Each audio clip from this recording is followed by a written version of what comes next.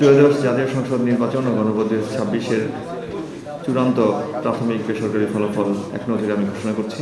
নির্বাচনী এলাকা নম্বর 235, মৌলভীবাজার 1, জনাব নাসিরউদ্দিন আহমেদ, বাংলাদেশ জাতীয়তাবাদী দল বিএনপি, ধানের শীষ প্রতীক নিয়ে সর্বোচ্চ ভোট পাওয়া 98,282 ভোট পাওয়ায় তাকে বেসরকারিভাবে নির্বাচিত করা হয়েছে। এই আসনে হ্যাঁ ভোট পড়েছে 1,469,000 এবং না ভোট করেছে 79,527। নির্বাচনী এলাকা 236, মৌলভীবাজার 2, জনাব মোহাম্মদ শওকতুল ইসলাম, বাংলাদেশ জাতীয়তাবাদী দল বিএনপি, ধানের শীষ প্রতীক নিয়ে 68,381 ভোট যেটা সর্বোচ্চ সেটা পাওয়ায় তাকে বেসরকারিভাবে নির্বাচিত ঘোষণা করা হয়েছে। এই আসনে হ্যাঁ ভোট পেয়েছে 83,930 এবং না ভোট পেয়েছে 67,935।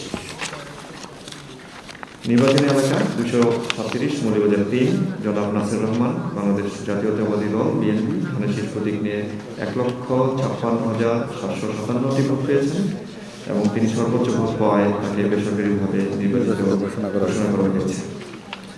এই আসনে হ্যাঁ ভোট পেয়েছে 1,33,916 এবং না ভোট পেয়েছে 78,671।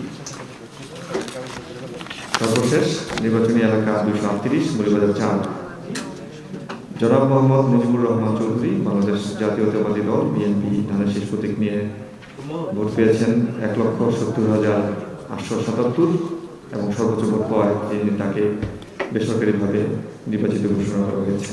এই আসনে হ্যাঁ ভোট করেছে 1,27,428 এবং না ভোট করেছে 1,07,633। ধন্যবাদ সকলকে আবার ধন্যবাদ।